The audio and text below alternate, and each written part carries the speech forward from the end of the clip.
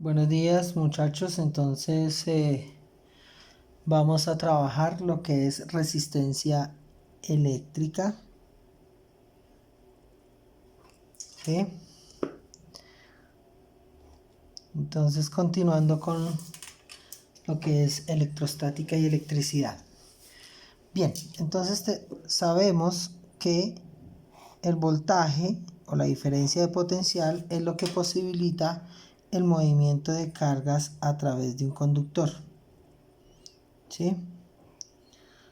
Y que ese movimiento de cargas entonces se traduce en corriente, que lo simbolizamos con la letra I. Sabemos que aquí hay una diferencia de potencial entre A y B, lo que permite poner en circulación la carga.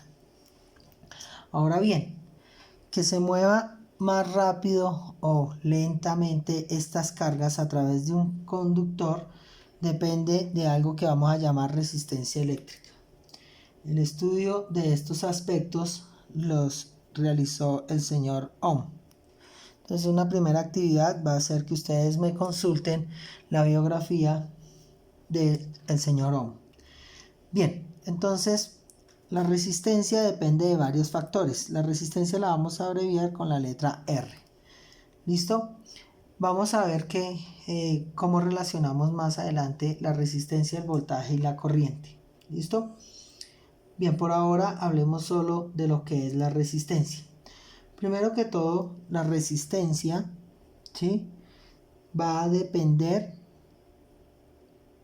del tipo de material. A eso lo vamos a llamar con la letra griega ρ, que es una P así como alargada. Esto ya lo habíamos utilizado para densidad, ¿no? Y es lo que vamos a llamar entonces como resistividad del material.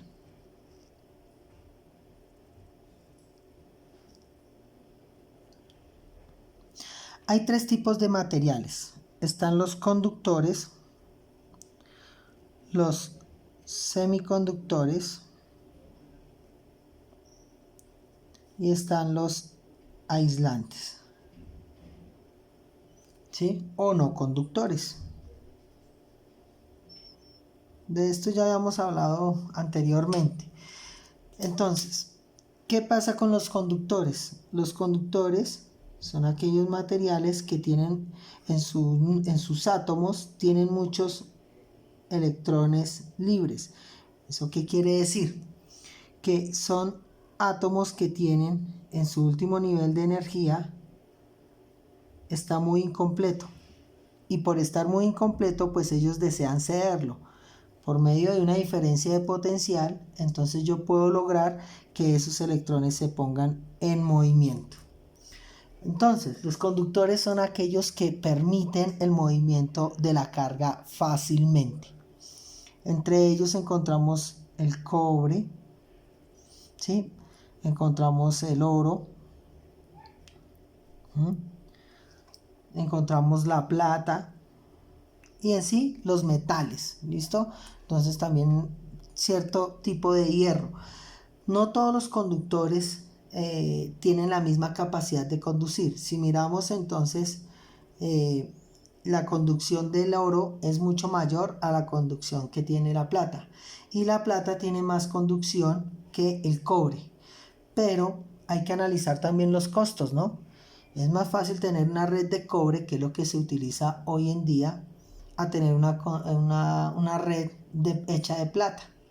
¿Listo? Entonces, el conductor es un excelente elemento para conducir carga. Por eso se utiliza. Si lo comparamos con el hierro, ¿sí?, con tipos de aceros, el cobre es mucho mejor conductor.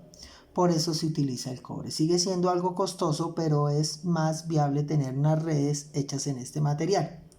Los semiconductores son elementos que tienen algunos electrones libres, pero básicamente digamos que no son totalmente aislantes. ¿Sí? Entonces, estos semiconductores se le puede vencer la rigidez dieléctrica. Recordemos que la rigidez dieléctrica es cuando un elemento que empieza a conducir cuando se somete a una diferencia de potencial. Semiconductores, entonces tenemos, por ejemplo, el agua, es un semiconductor, el aire, que aunque no son buenos, aunque no son en estos conductores, por medio de un cambio de unas características, ellos se pueden volver conductores relativamente fácil. Entonces, cuando hay una tormenta eléctrica, entonces vemos que el aire se ioniza. ¿Qué es ionizar? Ionizar es cuando los átomos de los átomos empiezan a liberar electrones y entonces facilitan este movimiento. Como les digo, el aire no es conductor, pero ustedes ven que sale un rayo. Entonces ese rayo es muestra de que el aire que no era conductor se convirtió en conductor. Y los aislantes pues son básicamente los polímeros, o sea, los plásticos. Son aquellos elementos que no tienen prácticamente electrones libres.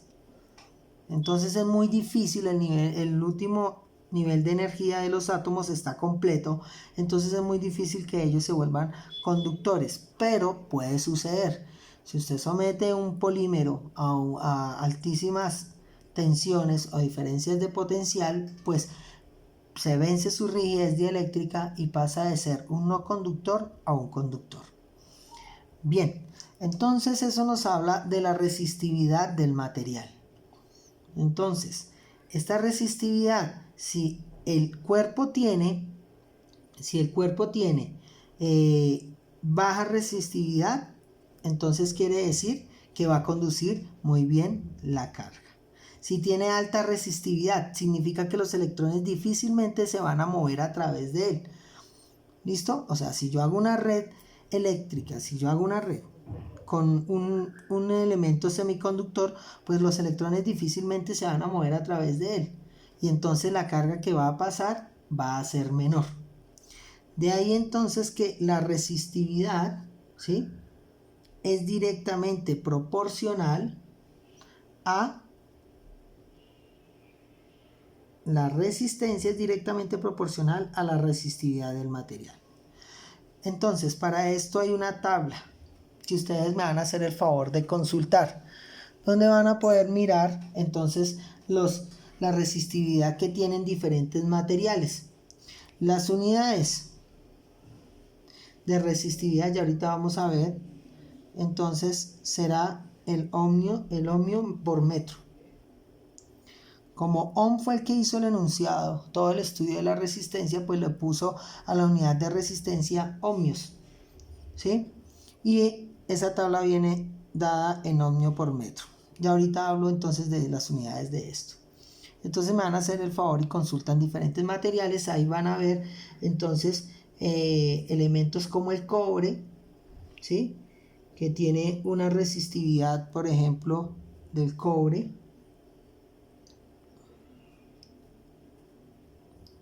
de 1,7 por 10 a la menos 8 ohmios. El ohmio, ¿cómo se abrevia? Con la letra griega omega. Entonces, ohmio por metro. ¿Listo? Ohmio por metro. Listo. Y así van a consultar con los demás elementos o materiales. Bien. Ahora, la resistencia, ¿de qué otros factores depende? La resistencia también depende de la longitud. ¿A qué me refiero? Entonces tomemos dos conductores que tienen igual sección de área. Cuando digo son cilíndricos, ¿no? Entonces vamos a tomar un conductor así de largo y otro igual con la misma sección de área, o sea, esto de acá, ¿sí?, pero más largo. Entonces imaginémonos lo siguiente. Esto es L y aquí esto sería L. Imagínese que usted tiene un conjunto de personas que van a pasar por un pasillo, ¿sí? Entonces, este pasillo es más corto, este pasillo es más largo. Como este pasillo es más largo, se hace más difícil digamos que una gran cantidad de personas va a pasar a la vez por esos pasillos. Si el pasillo es corto, entonces se van a poder mover mejor. ¿Por qué? Porque a medida que va saliendo, pues se va desalojando esto más rápido. Pero si esto es más largo, entonces se va a demorar más en evacuar toda esta sección, ¿cierto? O sea, la gente se demora mucho más en pasillos largos si hay muchísima gente queriendo pasar a la vez. ¿Qué es lo que pasa con la corriente? Son todos esos electrones queriendo pasar a la vez. Entonces, entre más largo el conductor, más resistencia va a tener. O sea que la resistencia es directamente proporcional a la longitud. ¿Listo? A mayor longitud, más resistencia. Menor longitud, menos resistencia. ¿Listo? Ahora, ¿de qué más depende? Resistencia entonces respecto a la longitud. Hablemos de la resistencia entonces respecto al área. Si tenemos entonces este conductor y tenemos otro conductor igual de largo, pero de mayor sección, ¿cierto? Vean, realmente esto se pinta así. ¿Listo? Entonces, ¿qué va a pasar? Imaginémonos la misma situación. Mucha gente intentando pasar por un pasillo, uno más angosto y otro más ancho. ¿Por dónde se mueven más fácilmente? Entre más ancho el pasillo, más rápido van a poder moverse a través de él. Si es muy angosto el pasillo, pues difícilmente van a poder pasar. O sea que la resistencia, digamos que se puede ver reflejada en lo que las personas salen acaloradas. Cuando usted tiene un conductor delgado y hace pasar una corriente, él se calienta. Si lo hace pasar por esta sección, se va a calentar menos que en esto. O sea, se transforma menos energía cinética en calor. Aquí hay más transformación de energía cinética en calor. ¿Listo? Recuerde que son millones de electrones intentando pasar al mismo tiempo. Entonces, la resistencia es inversamente proporcional al área. Entre más área, menos resistencia, menos oposición al flujo de carga. Entonces, la resistencia es inversamente proporcional al área. Si yo junto todos estos aspectos, entonces obtengo que la resistencia es igual a directamente proporcional a la resistividad del material, que es una constante del material, directamente proporcional a la longitud e inversamente proporcional al área. Y tenemos entonces acá la ecuación de resistencia, dependiendo el conductor. ¿Listo? ¿Y qué área de sección vamos a utilizar? Entonces, por ejemplo, en un tendido de una casa, un tendido eléctrico, cuando digo tendido es todo lo que se hace de cable en una casa, se utiliza un número estandarizado. Entonces se utiliza cable número 14. Si usted va y pide un número 10, entonces la carga no va a poder circular igual. ¿Listo? Entonces hay que tener en cuenta esos aspectos en cuanto a la resistividad. Bien, entonces teniendo ya la formulita, yo puedo deducir acá la resistencia. La resistencia, como lo dije, se trabaja en ohmios. ¿Sí? Si yo despejo esto, entonces quedaría resistencia por área sobre longitud. ¿Cierto? Entonces, este pasó aquí a multiplicar, este pasó aquí a dividir. La resistencia nos da en ohmios el área, entonces nos da en metros cuadrados, y la longitud en metros. Se cancela y por eso queda ohmio por metro. ¿Listo? De ahí se deduce entonces la resistividad de un material llamada ρ y el origen de estas unidades, ohmio por metro. Bien, entonces ya sabemos que todos los materiales no ofrecen la misma resistividad para pasar a través de un conductor. Los problemas de esto pues básicamente pues son muy sencillos. Entonces la resistividad, que viene a ser la relación entre voltaje, vamos a ver entonces cómo entablo una relación entre resistividad, corriente y voltaje. ¿Sí? Esta relación la dio el señor Ohm. ¿Listo? Y a partir de esta ecuación que voy a dar es que se analizan los diferentes circuitos eléctricos, dependiendo a cómo se estén realizando, cómo se estén conectando los diferentes elementos. Entonces Ohm estableció lo siguiente. Si yo tengo la relación de corriente, entonces la corriente, que recuerden, es la cantidad de carga o electrones que pueden pasar por unidad de tiempo a través de una sección de un conductor. Entonces, la corriente es directamente proporcional al voltaje. ¿Eso qué significa? Que si yo tengo una diferencia de potencial alta, eso me va a permitir que circule mucha carga, ¿cierto? Eso ya lo habíamos hablado. O sea que la corriente y el voltaje son directamente proporcionales. Ahora, si un cuerpo tiene una resistencia grande, pues la carga que va a pasar, o sea, los electrones que van a pasar, es pequeña. O sea que si tiene mucha resistencia, tengo poco movimiento de electrones. Si tengo una resistencia grande, a ver, no sé ahí cómo se me fue, pero bueno, rectifico si es que lo dije mal. Si tiene una resistencia pequeña, ¿sí? O sea, el material es muy buen conductor, entonces la carga que se puede mover a través de ella es grande. Pero si la resistencia es muy grande, la carga que se va a mover a través de ella va a ser muy pequeña. O sea que la resistencia y la corriente son inversamente proporcionales. Y tendríamos esto. Hay que tener mucho cuidado con esta ecuación, deben procurar aprendérsela. En algunos textos, entonces, la trabajan de esta forma. Hacen un triangulito, ¿sí? Hacemos acá esto y esto. ¿Listo? Y tendríamos entonces aquí el voltaje, aquí la corriente y aquí la resistencia. De tal suerte que si usted va a hallar voltaje, multiplica I por R. Voltaje es igual a I por R. Si usted va a hallar corriente, divide el voltaje entre la resistencia. Y si va a hallar resistencia, entonces divide el voltaje sobre la corriente. Digamos que es una forma fácil de trabajar con esta ecuación porque nos da el despeje de todas las variables. ¿Listo?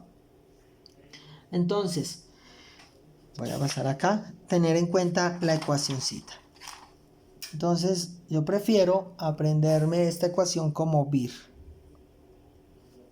Voltaje igual a corriente por resistencia, según lo que vimos acá. Bien. Ahora, si usted va a hacer un circuito, o sea, va a conectar varios bombillos, una lavadora, lo que es esto, esa conexión, entonces usted la puede hacer, digamos que yo utilicé esto acá. Aquí conecté una lavadora. Aquí voy a conectar un televisor. ¿Sí?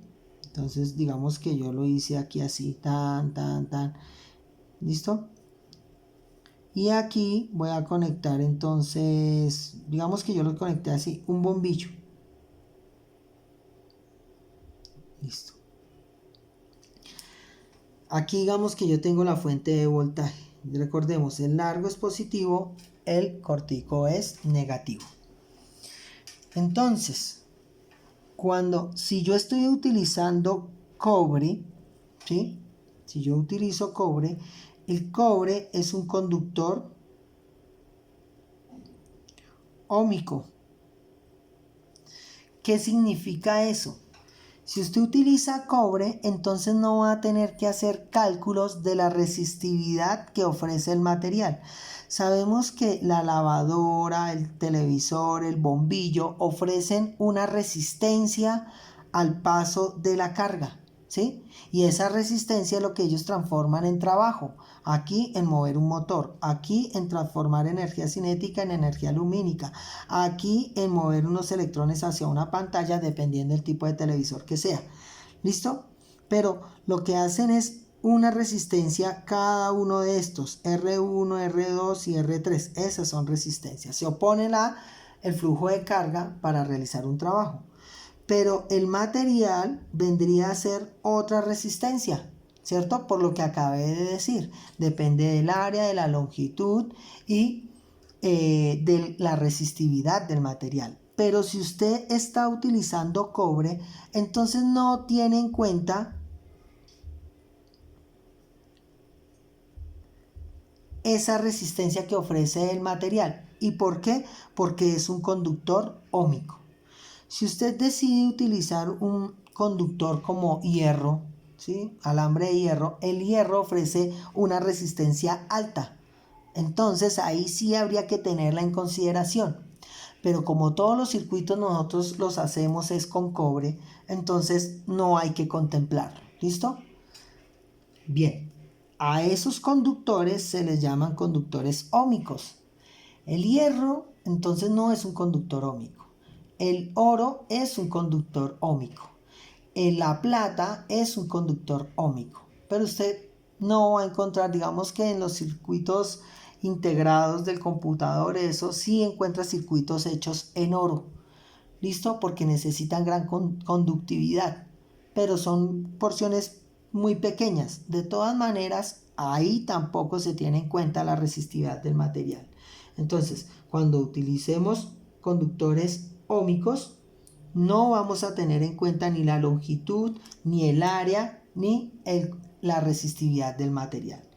Que lo tiene claro, pero para efectos de cálculo es muy poca la resistencia que ofrece. Y además se utiliza un calibre de alambre estandarizado para que pueda fluir tranquilamente la carga. Entonces, la resistencia, ¿a qué viene a ser igual? Cuando yo la despejo, entonces sabemos que la resistencia es voltaje sobre corriente. El voltaje se da en voltios y la corriente se da en amperios. O sea que si usted tiene una unidad de voltaje sobre amperio, a eso lo vamos a llamar un ohmio. ¿Listo? Que lo vamos a simbolizar con la letra griega omega. ¿Listo? Entonces esas son las unidades de resistencia, siempre el ohmio. Recordemos que si usted llega a inventar algo, pues usted le va a poner su apellido a eso que inventó para inmortalizarse.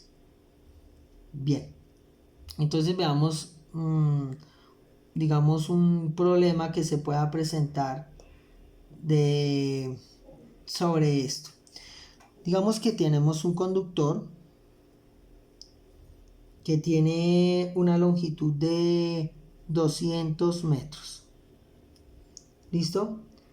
Y tiene de diámetro, este es el símbolo de diámetro, 1 milímetro. O sea, es un conductor bastante delgado. Y se conecta a una pila de 1.5 voltios. ¿Sí?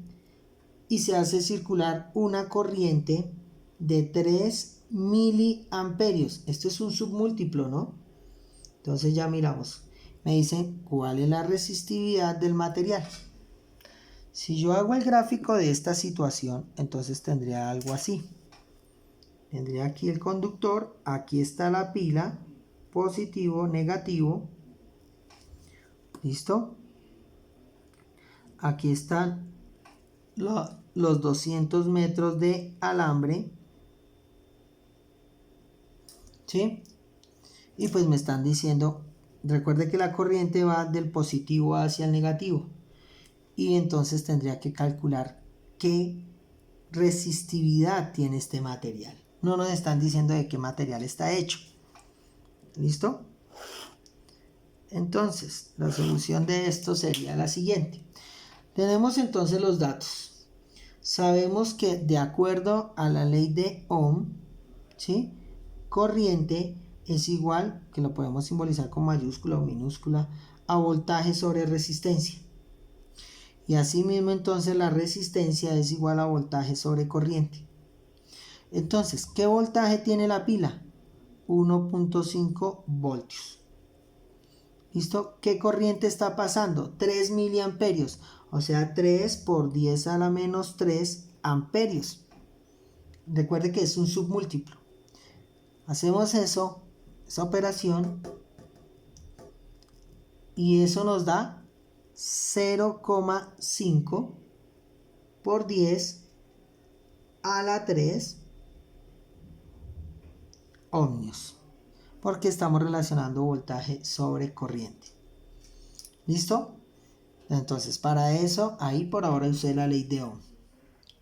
Ahora bien, vamos a hallar la resistividad. Sabemos que la resistencia es igual a la resistividad por la longitud sobre el área. Si despejo entonces resistividad, tenemos que resistencia por área sobre longitud. Entonces, tenemos que calcular el área y sabemos aquí el diámetro, ¿cierto? Entonces voy a calcular el área. Sabemos que como es cilíndrico, todo conductor es cilíndrico, entonces tenemos que el área es pi por radio al cuadrado, ¿cierto? Entonces será igual a pi, 3,14, por la resistencia. Entonces expresemos esto como 5 por 10 a la 4, ¿cierto? Metros, pero eso va al cuadrado. Luego metemos esta información a la calculadora. ¿Listo?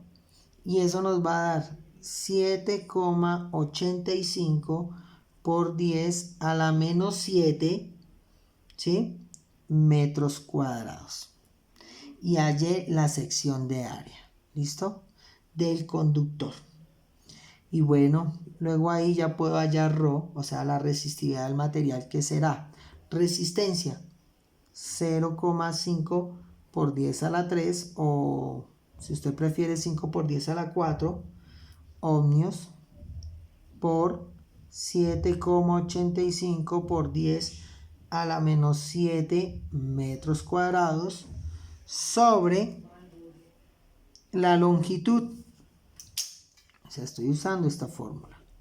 ¿Y la longitud cuánto fue? 200 metros. Luego sé que la resistividad es igual a 1,96 por 10 a la menos 6 ohmios por metro. ¿Listo? Bastante sencillo. ¿Listo? Es de la ley de Ohm, o sea, eso no tiene mayor inconveniente. En el ICFES es muy habitual las preguntas sobre resistencia, pero sobre la relación que guarda una y la otra. Entonces, si a mí me piden, por ejemplo, determinar la gráfica que hay entre voltaje, ¿sí?, y corriente, pongamos aquí corriente, entre la corriente y el voltaje. ¿Por qué aquí? Porque el voltaje, digamos que de alguna forma usted no lo puede controlar, o sea, puede controlar la cantidad de carga. Entonces, el voltaje que sea en voltios y la corriente que sea en amperios. Miremos la fórmula. La corriente y el voltaje son directamente proporcionales. Entonces sé que me va a dar una línea recta. Si me piden la relación que guarda el voltaje y la resistencia,